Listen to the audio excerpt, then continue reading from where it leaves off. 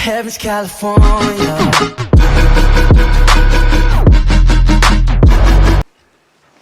Hey guys, today I'm gonna be reacting to the corpse husband video.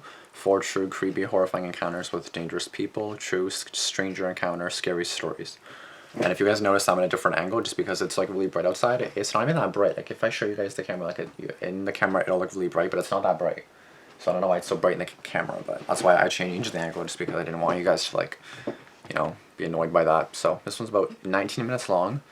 I love like horror stories like this. I just don't, you know, like dangerous people, yeah, but it makes me nervous because that can happen to anyone, including me. So it's like, do you really want these stories? Like, I don't want these stories to happen, but like, you know, if they don't, then they're not going to be able to hear these stories. But then, obviously, I'd rather it not happen. So I hope you guys get what I mean. I'm just, yeah. Let's get right into this. When I was 9 years old, I was obsessed with the canyon behind my house. I'm not exaggerating when I say that my house was right on the edge of it. If I opened my back door, it was about 30 feet from the initial drop. I would spend all day playing in the canyon with my friends, and my room at home was full of things that I'd bring home after my adventures. We lived in San Diego, and in case you didn't know, during World War II, some of the canyons were used as military firing ranges. When my mom was growing up, 2 kids came across an anti-tank shell near her house and were killed when it exploded. Oh, so shit. even from an early age, I was taught to be careful whenever I was out playing, and to always tell an adult if I ever came across something that looked like an old bullet. One day during the summer, my friends and I were playing in a patch of cactus when we saw something that looked like a big bullet sticking out of the ground. Naturally, we were all freaked out. We all ran back to my house and told my grandma what we saw, and she called some people from the fire department to go take a look. 2 guys came by the house. They were just some volunteer firefighters, but one of them really bothered me. I remember getting a really gross feeling when I saw him, like I wanted to throw up. He was a bald guy, but he wasn't old. He looked like he might have been in his late 20s or early 30s, and he had a big scar on his face. We told them where the bullet was, and they went out to go look for it. Okay. I remember being really relieved when that guy left. He just gave me a really bad feeling, and I wanted to be as far away from him as possible. Fast Any forward red flags? 4 hours, and those guys come back up from the canyon. Hey, 4 hours. They thank my grandma for calling and tell us that they retrieved the bullet. The creepy dude looked right at me and said that we were very smart to not play with it, and if we ever found any more, to call them again. After they left, I sort of forgot about the whole thing. The next day, I played in the canyon with my friends like nothing happened at all. We just went on with our lives. Okay. Then some really weird shit began happening that to this day still bothers the hell out of me.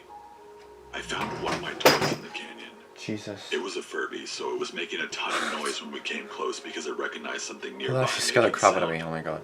I know it was mine because I wrote my name on all my toys so that they wouldn't be confused with my brother's. Okay. I got that same really uncomfortable, nauseous feeling when I saw it. I didn't even want to pick it up, so I just kind of left it out there. And the next day when we came back, it was gone. A week later, we found one of my grandma's favorite vases sitting on a rock in the same area. It was full of pebbles and leaves, like somebody had taken the time to actually put all that in it. I thought it was weird, but I knew that she'd want it back. So I dumped everything out of it and brought it back into the house. I'm assuming it's the creepy After firefighter. that, more of my things went missing. Toys I really liked, some of my clothes, even some of the drawings I'd taped onto my walls. What? I was initially suspicious of my brother because he'd always had a thing for taking my stuff. But even when I went through his room, I could never find anything. I didn't want to, but I went out to the part of the canyon I'd found the vase and the Furby, thinking maybe it might have ended up there. Probably is Lo there. and behold, I come across a pile of stuff that all belongs to me. Only this time, there's something different about it. What? It looked like somebody was taking care of my stuff. There was a blanket laid underneath the pile, and then somebody had stacked rocks and laid a plastic sheet over the pile so that rain wouldn't ruin any of it. I felt sick just looking at it, and ran home to tell my mom and my grandma. The hell? They went out with me, and I showed it to them. My mom thought that I did it myself because I wanted attention, but thankfully my grandma humored me and called the police. Needless to say, none of them took it seriously. They thought the same as my mom, that I did it myself, but they looked through the house anyway. One of them noticed that in the garage, one of the grates to let exhaust out was broken, but nothing happened beyond that. They told my grandma that I had probably made it up, but to call them again if anything with more substance happened. I was devastated that nobody believed me. I asked my friends how I could make them see that I wasn't making it up, and one of them suggested security cameras. Oh, yeah, true. This, I never of thought of course, that. is a problem because we're 9 years old, and Oh, we yeah. have no access to that sort of thing. Obviously, So that's we true. come up with the next best thing. We hide a walkie-talkie in the room and rubber band the button to stay on. Then we take the other one out somewhere where we can listen to it. Thinking back on it, even though it was a stupid idea, it ended up saving my life. Really? I set up the walkie-talkie and hid it under my bed, and then Oh. I took one over to my friend's house. It wasn't uncommon for me to spend a few days with them at a time because they lived right next door and my mom trusted their parents. Okay. The first night, we didn't hear anything. We'd stay awake in shifts to listen to no end. The next day, I went back to change the batteries. That night, we did hear something. Sometime past midnight, we caught a man whispering and some rustling coming from the other end. It sounded like he was listing off all the things he was picking up. I felt chills when I thought he said underwear. I don't have a dad or a grandpa, and my brother was too young to have a voice so deep at the time. We ran to tell my friend's mom, and she called the police. The police got there in no time and caught the guy in our backyard with a ton of my shit wrapped up in a bedsheet. I knew it. It was the same creepy guy who had come by our house to get the shell. I knew It it. turned out that he was getting in through the busted exhaust grate in our garage and had been collecting my stuff and stuff from other children. He was obsessed with me because he thought I was, quote, pretty, and had been taking my stuff out into the canyon to hide it at night and then returning for it the next day. His apartment was filled with toys and kids' clothes. Why? All stolen. Only some of them were mine. Apparently, he had been planning on kidnapping me and had been taking my stuff as a way to, quote, prepare his house for me. Oh my god. I still think about him and get very nervous when I lose anything, even though I don't live in that house anymore. I don't know what ended up happening to him, but I hope wherever he is that he's locked away. Wait, so I think I get it. Like, that was the firefighter, the volunteer firefighter that came, right? If not, please correct me on that, because that's what I'm thinking right now. For a little backstory, I'm trans. I try to present as male as best as I can, but it's still pretty obvious that I'm biologically female. I have short hair and I wear guy clothes, but I have a very unmistakably female face. I also live in a very religious area, so it's not a very common or accepted thing. Oh, who cares? One of our neighbors is a priest, but he's very accepting and his house is a bit like a second home for Good. me. Because I I think love of him that. like one of my grandparents and he sees me as a grandson. Good. Anyway, I was walking home from school during the winter a few years ago and it had started snowing. Needless to say, it was pretty damn cold and I was miserable. Yep, The wind it's freezing felt like here it too. warmed my clothes and chilled me right to the bone. It was hard to hurry because the freezing wind made my muscles really stiff. Yeah. I was only maybe a quarter of the way home when a car slowed down and pulled up next to me. It was just a little old lady. She looked nice enough, and at this point I was willing to do anything to get out of walking another 3 miles in the cold. Oh, So no. I got in when she offered to give me a ride. It felt a hell of a lot better in that car than it did to walk. Are you sure? She was very nice at first. At She first. prattled on about how her grandchildren went to the same school as me, talked about how lucky we were to live in such a nice Christian community, and so on. Okay. When she started on about being a good Christian, about how much she loved Jesus, I was a bit uncomfortable, but I didn't say anything. After all, even though I'm not a Christian myself, it isn't my place to say anything about religion. Believe what you believe and all that. Yeah. She'd just been nice enough to give me a ride, so I didn't want to offend her. When she started talking about Leviticus, that's when I knew I had messed up by getting into her car. Wait, about She what? started going on and on about gay people and how they're just confused. Oh, How no. man should not lay with man and so on. Uh-oh. We were getting close to I knew where that I was was gonna going to happen. have her drop me I knew off. it. When I mentioned that she could drop me off there, she looked over at me and didn't say anything. She didn't slow down either. I was starting to get nervous. We passed the point I'd told her about. I looked over at her and said something along the lines of, "You can let me out here." She gripped the steering wheel really hard and said, I can't let you out. You need me. I asked her what the hell she was talking about and she turned to She me. knows. Your short hair. I knew I needed to help you when I saw it. You're a sick girl. You need to let go of the demon inside you. I tried to cast Excuse aside the me. discomfort of being called a girl and stumbled out something about just liking short hair, having a boyfriend, anything that would make me seem a little bit more innocent in her eyes. But it didn't look like she believed me. I wanted to cry as I watched the drop-off point get further and further away. I begged her to let me out, promised that I would go to church, repent my sins, as long as she let me out and let me go home to my family. She screamed at me that she hated dykes and that she was going to call her son to help her, quote, fix me. At that point, I knew I needed to get out.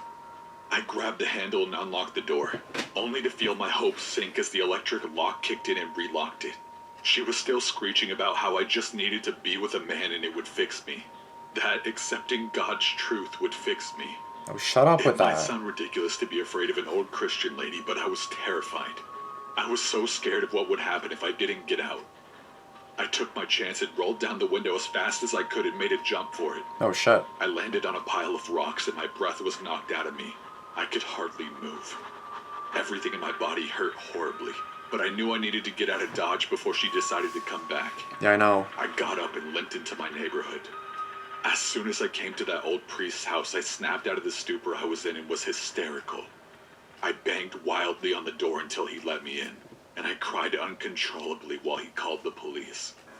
I was taken to the hospital after I told the police what had happened. The jump from that car broke my femur in 4 places and cracked both my knees. Oh. It amazed doctors that I was able to make it to the priest's house in the condition that I was in.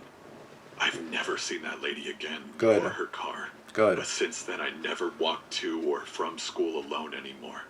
That's I crazy. can only hope nobody ever got into her car again. Like, I hate how people do that. Like, you're born the way you are. Like, I know people are gonna agree and disagree, but don't just say you're gonna fix me. You can't fix someone. I've been It's the watching way you scary are. story videos for the past couple of months and always almost hoping deep down that an event this exciting would happen to me. As Oh. I always think about how people in your stories could have done things differently. But Fair enough. I understand how it works now. I understand just how childish those dreams of adventure and action really were. Yep. Anyway, I'm a 15-year-old boy who works in the Ashburton Hotel in the attached turf bar. I'm the kitchen hand, so I basically wash all the dishes, chop vegetables, and sweep and mop the floors when the chef goes home. This event happened only 4 days ago, so it's still scary to talk about. Anyway, it was a regular working night up until that point, if not a bit busier than a normal Wednesday. But it was the start of the school holidays, so nothing felt all that off. The chef left at 10:30 once we had finished taking orders of food, and I was left alone to scrub the remainder of the gravy pots, and trust me, those are the worst dishes in the kitchen to clean. Because my chef had been making gravy that night, I was late getting to the mopping as the pots took so damn long. I finally managed to start sweeping and mopping late in the night, sometime after 11, and just as I was about to finish mopping, I heard a sudden commotion coming from the bar. There was a lot of yelling, and I clearly heard the words, "Give me my money." So my first thought was that some old drunk was getting kicked out, maybe without getting to finish his drink, so he was complaining. I thought that it was I shrugged empty. it off as our bartender is a beast of a man, so he could easily deal with one old drunk. Okay. He has done multiple times before. Then I heard a sound that made my blood run cold. A gunshot. I immediately crouched behind one of the chopping benches, waiting for someone to come through. My thoughts immediately turned to Corpse Husband's videos and how the people in the stories dealt with this. But even if the thought to phone the police occurred to me, I wouldn't have been able to get to the phone. I was frozen in terror. What was the gunshot? Was the bartender dead? Would he come for me next? I can hazily remember some yelling and a car roaring out of the parking lot, but I was still crouched behind the bench.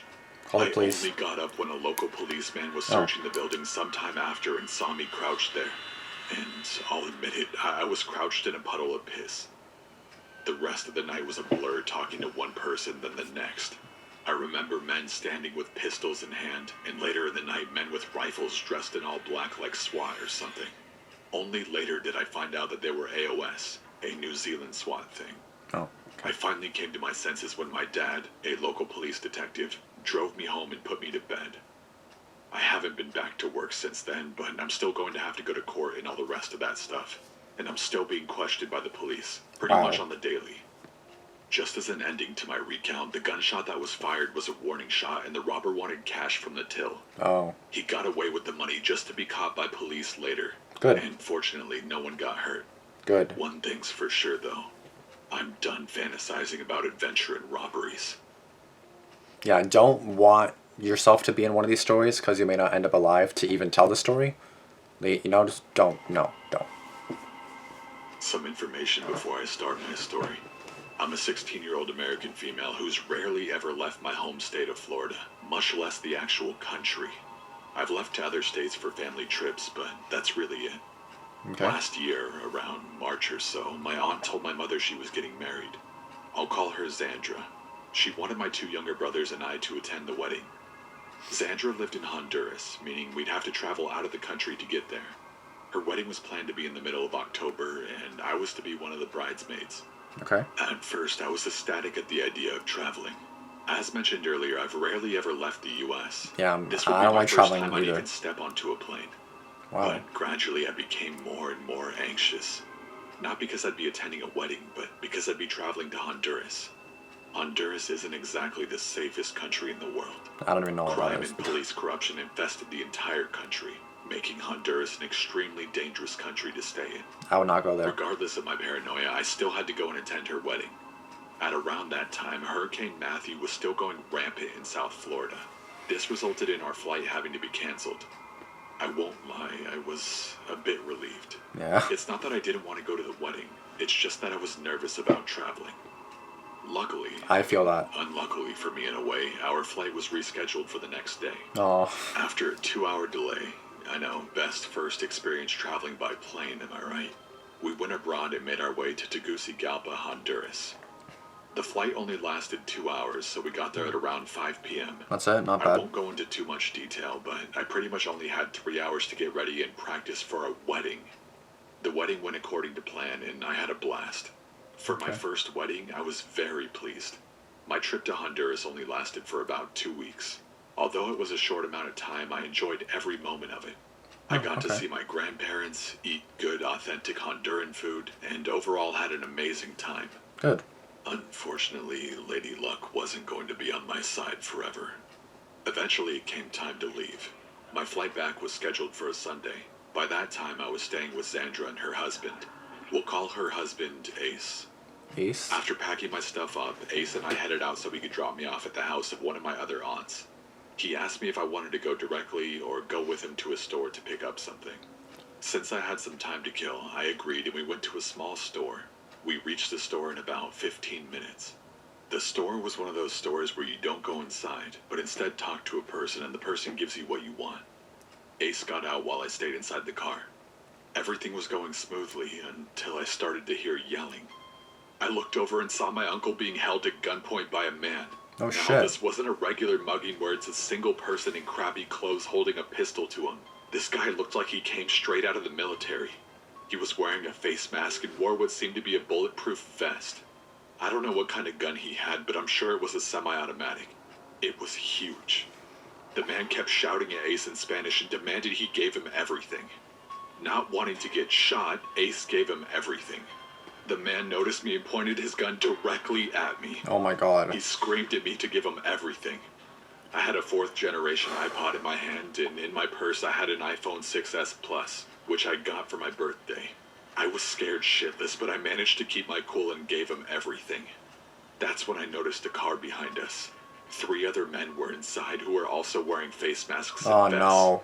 They were shouting out, "Kill them." Those bastards wanted to murder us right there, in the middle of daylight. For whatever reason, the man decided against it and ran off. He got back into his car and drove off. Okay. Ace got back inside the car and he immediately sped off. It wasn't until we got away that I completely broke down. I cried loudly and was trembling like crazy. I couldn't even breathe because of how much I was crying. This was the first time I've ever been held at gunpoint. Even when we got to the safety of my aunt's house, I continued to cry. I was completely paralyzed with fear. What made me feel even worse was the fact that my family in Honduras seemed to blame me for the robbery. What? After we got to the airport, How did I do? learned that my uncle had his phone and about 3,000 lempiras, which is about $100 stolen from him. My last day in a trip I genuinely enjoyed was spent crying. When I got home, I ended up breaking down again and cried for about 20 minutes. After that incident, I developed a massive phobia of guns and loud noises.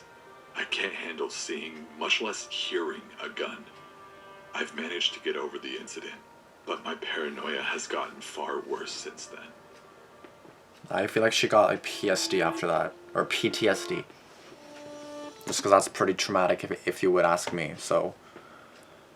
Okay, that video was crazy, especially because like you don't like traveling in the first place, or like you're nervous too. Like I'm nervous too as well. Like I never really liked the idea of going on a plane, because like all I can really think about is, okay, I see on the news, not all the time, but sometimes, which you never know which time it'll be, oh, plane crash kills everyone on board, and then you feel really bad, and then you're like, oh my god.